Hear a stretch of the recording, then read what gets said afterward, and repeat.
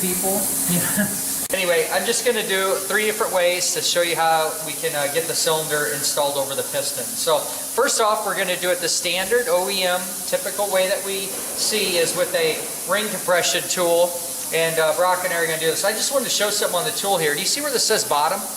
So this is the size of the cylinder that it can compress. Look at why this is a nice advantage here. So Brock's going to go ahead and set this up like he has before. Our ring gap's already put in the right position. You have to watch our previous video for that. And can you hold that up and show them what's going on? Okay. This is pretty cool. It's got just a ratchet on there. And then releases, opens back up. You need to weld that on there? No. No, we just want to compress those rings. Anytime you got an extra set of hands, just take advantage of it.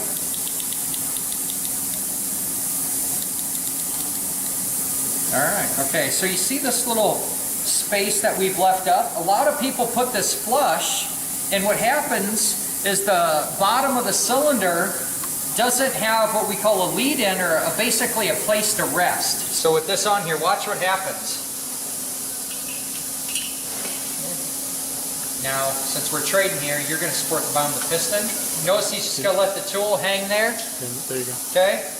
And watch, look at this. The weight of the cylinder is now resting on there. Can you imagine if I had that flush? What would happen is it would not be able to find the piston. It wants to kind of walk around, make it a little more difficult. Okay? So now Brock's going to just simply take the rubber mallet, lightly just tap around. Notice how he's kind of bouncing from corner to corner? Yep.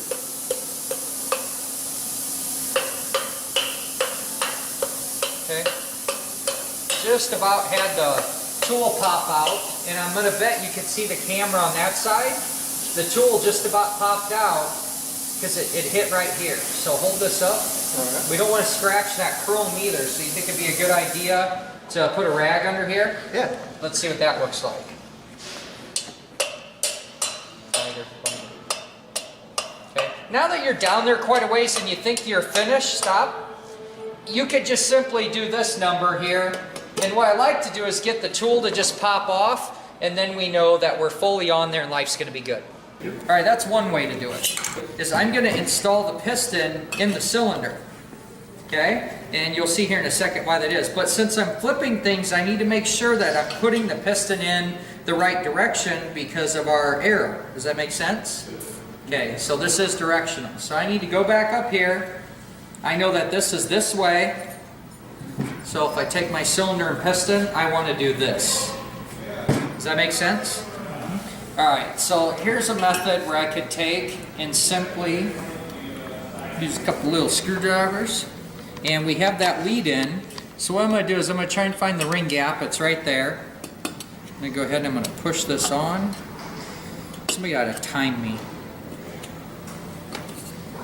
And where this is nice a lot of times is we just don't have the compressor. This is really a garage method. See how fast that ring went in? So what I'm doing is I'm putting a little pressure here. Can you see how I'm tipping? Okay, so I've got part of the ring installed. You can see where the other side's hanging out here. Yep. I want to go ahead and get that gap started so that it can't pop out.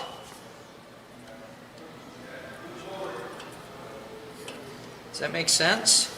Okay, now that I'm started here, okay, you can see my ring sticking out? Yep. This is the whole problem of what's happening no matter what. Alright, see how that's in? 1 minute, 10 seconds. 1 minute, 10 seconds talking and screwing around here. Alright, so here's the next part of it. Okay, no specialty tools. Is I need my wrist pin, and what I want to do is I want to get this piston just... Okay, do you see that relief? Okay, that has to be higher than the bore. Alright, you see that now? Yep. Okay, watch this. So let's see, I have a clip in this side. I'm going to go ahead. This look familiar from earlier, Jacob? Yes. Getting the pin installed. What I'm going to do, I want to try and do as much work as I can in here. Okay, now I don't want Brock's help. Okay, I want to show you this, that I should be able to do this on my own.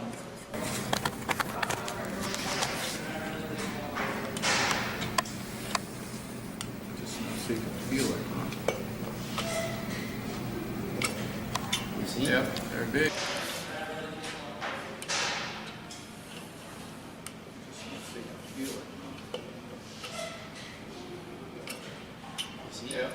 Okay, and then I could pop my circlip in.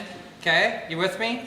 And then, oh, it's so terrible. That's the dumbest thing I've ever been building motors for 30 years. So the third way, let's go here. I'm going to move the piston down. You're going to see here. I want to actually get this down a little bit because it's going to take a couple people. So since this is your motor, why don't we go ahead now? All right, and choose your weapons. Two of you have screwdrivers. And if you're going to be the third one, you're going to be on this side. Okay? So you guys are going to push the rings in manually, and you got to communicate on where the gap is. Okay? This is your engine, so I want you to lead it. I want you to say, hey, where's the gap? This top one, it's over here. You're going to try and tip the cylinder, in with the gap in. Does that make sense? And then when you get permission, okay, from these, not until you get permission, you're the tapper. Does that make sense? Go.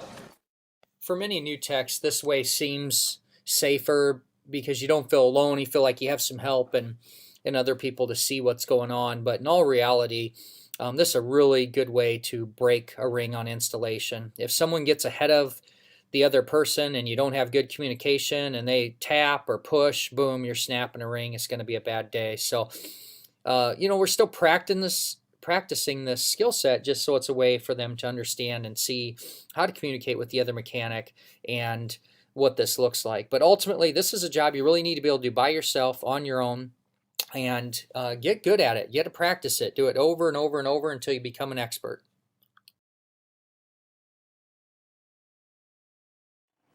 There it is. All right, minute and a half. Minute and a half. With skill, how many people felt that was way too many hands? Like for you, of what you'd want to do, right? So next time you YouTubers want to sit and say that you don't like method number 2, all right, anyway, it's not whatever you're comfortable with. It doesn't matter how you get it in there. Let's just talk about what our big focus is. Don't break rings. I'm not going to argue that this is sweet, this is easy, it's very low risk. It's just a great tool, okay? But we like to have some fun, be creative with it. Now you guys can all go put your motors together and you can do any method you want. Let's get our jugs on.